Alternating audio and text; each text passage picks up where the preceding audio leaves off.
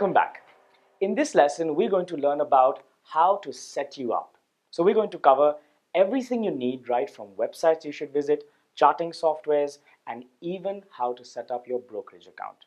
Now, one of the first decisions you'll make before you trade and invest is to get your trading software where you place your orders in.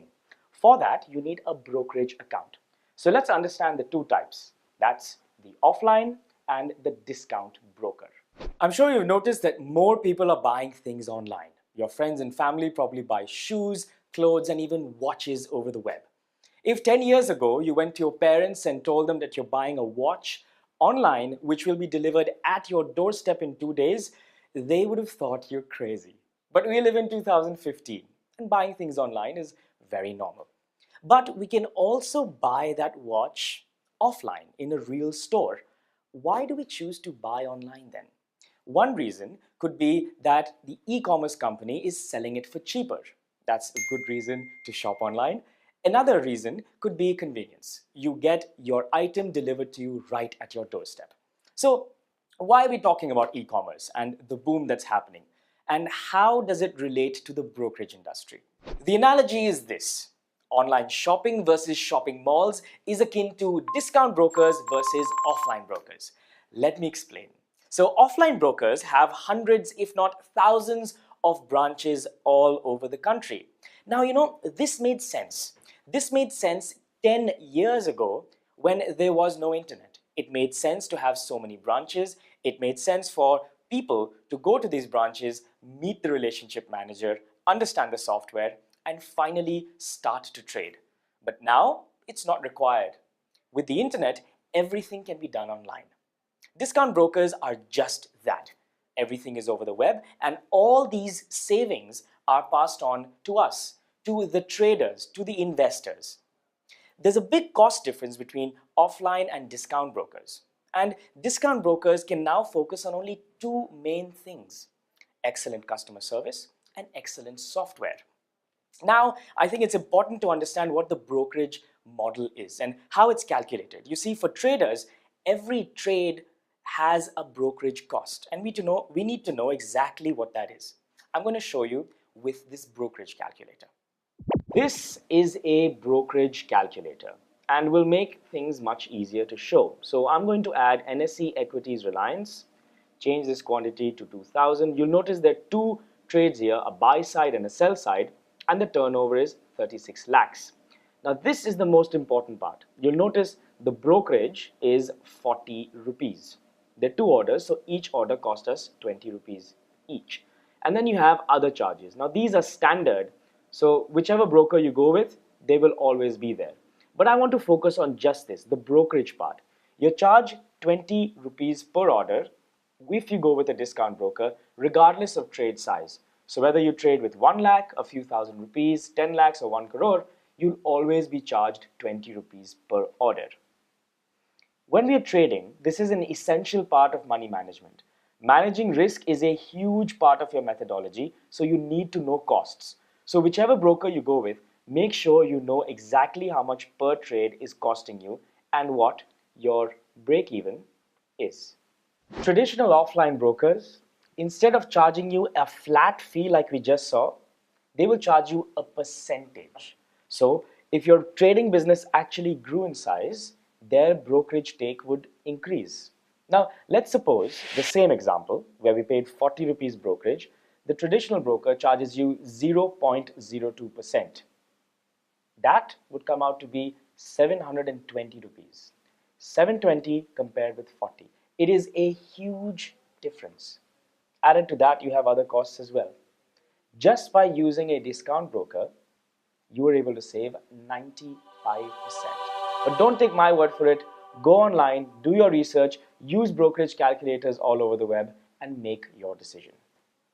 Now, oftentimes, offline brokers will offer an advisory service to their clients, meaning the advisory service would tell them at what point to buy or sell stocks.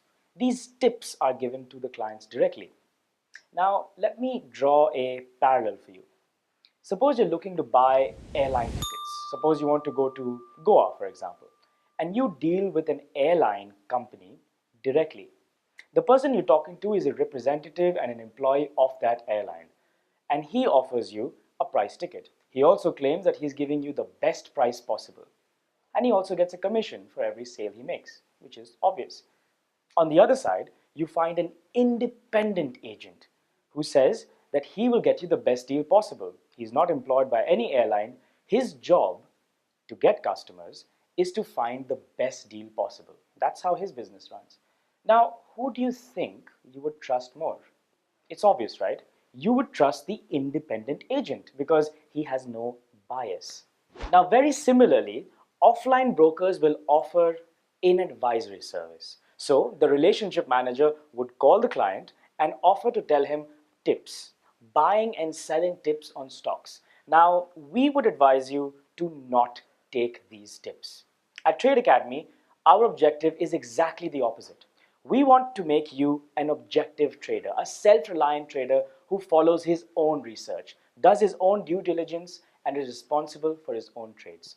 You will have a methodology, risk management, and everything ready so you can make an informed decision. Here's a quick checklist you can use to find a broker. 1. Stay away from any brokers claiming to provide excellent returns on investment. That's not their job. Their job is to be a transparent middleman between you and the exchange. Number 2, transparency. It's very important to know how much the cost structure is. Unfortunately, many brokers get away with charging things that you didn't know, hidden charges. Make sure you know the costs. Number 3, nseindia.com. Use this website to find out complaints against brokers. Your money is going to be parked with the broker. Make sure he has a clean record. And number 4, do not underestimate things like placing orders online or calling on the phone. You need excellent customer service. So by now, you've probably selected your broker. Great, time to open your account. It's very simple. In a nutshell, you'll have some documents, you'll sign them and send them across. After this, there will be an in-person verification called IPV. This is basically to know that you are the person who's trading or not. And after this, you'll get your trading software set up. This will be supplied by your broker. It's usually free, and they will take the remote of your computer, install it, and teach you how to use it. Once you're comfortable, you're ready, set, go. We're going to next talk about margin money. Now, as new traders, margin money sounds like a fascinating, magical thing. Basically, it means leverage. So, if you have, say, your broker tell you that he can offer you 10:1 margin, that means if you have 1 lakh in the account, you can trade with 10 lakh rupees worth of shares. Isn't that amazing? A small movement can now earn you a big surprise. But that surprise could actually be a loss as well. You see, because you have leverage on, your losses could and will be magnified. Now, new traders usually overextend themselves, leverage themselves. Most of them don't have no clue of what risk management is. They don't have methodology, let alone a stop loss. So if you're beginning out, at Trade Academy, we recommend one thing. Never use margin, especially if you're new. Start with a few thousand rupees. You can trade with that amount. When you see the profits come in, you can slowly scale that up. So for now, say no to margin. To set yourself up with a computer to actually trade, you don't need to be testosterone-filled, crazy, caffeine-eating junkie like the impression of Wall Streeters. You don't need 20 different screens to trade or even 3 screens to trade. All you need is the average computer. When you look at the biggest investors of all time, you notice one thing, and that is simplicity. One computer with a reliable internet connection and software is all you need. Now, we all know that the stock market is dynamic. News is coming in, coming out, and affecting stock on a daily basis. Now, not only do you need that in a timely manner, but you also need it to be credible. So we have a list here. The next time Tata Motors is coming with a big announcement of expanding somewhere, which affects the price, or there's a budget announcement, or you need to know if Asian Paints results are out or not, these are some of the websites you can refer to.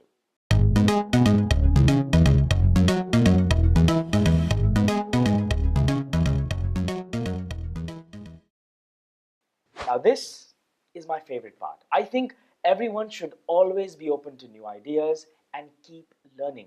Always be open to at least these books. These are some of the timeless books most people recommend. Some of them are my favorites. Have a look.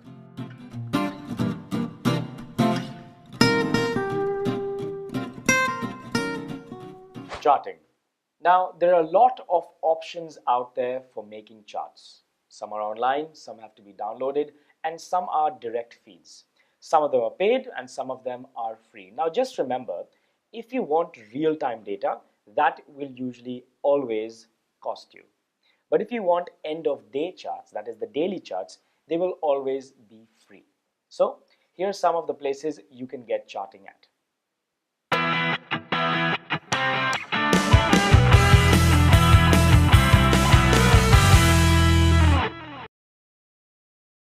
Since we've now set you up, let's explore something else.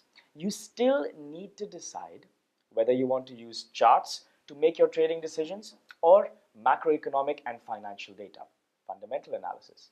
This decision between technical and fundamental analysis will come with time. I would recommend learn both and use what works with you. Now, let's see the styles of famous legendary traders. Benjamin Graham, the father of value investing. Graham is famous for being Warren Buffett's inspiration. His classic book and widely considered as the Bible on the basics of investing can be found in the 1934 classic Security Analysis. His most popular book and still widely used today is The Intelligent Investor, published way back in 1949. Regardless of what methodology you pursue, this is a must-read book for all investors and traders. Rakesh Jhunjhunwala, Value Investor. Jhunjhunwala is a living legend, widely regarded as the most prominent and well-known investor in India.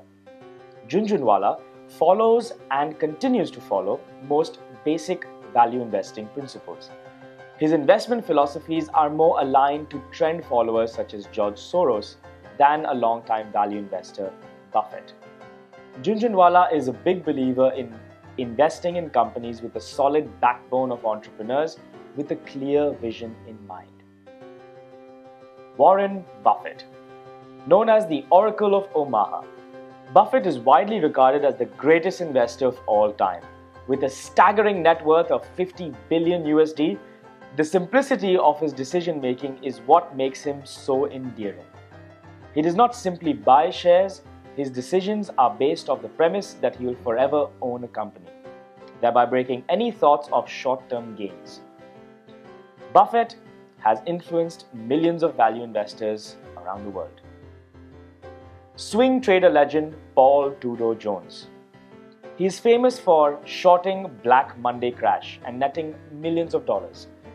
Trading since 1976, Paul Tudor Jones was seen in the famous movie Trader, where he candidly talks about an impending crash based on stock charts. He used data to statistically analyze the probability of a crash, and he was right. Today, he manages a hedge fund and uses a mix of top-down macroeconomics and price charts. He was one of the highest earning managers in 2013 and has a net worth of $4 billion. This is the last video in the course. We shattered misconceptions, went on a journey with Rajas Sweets, learned about stock exchanges, and even set you up to choose a broker and what websites you can reference. But this is just the start. Now you're going to explore in courses ahead technical analysis in full detail with a method and even fundamental analysis. Equip yourself with both. Join us in those courses ahead. I'll see you then.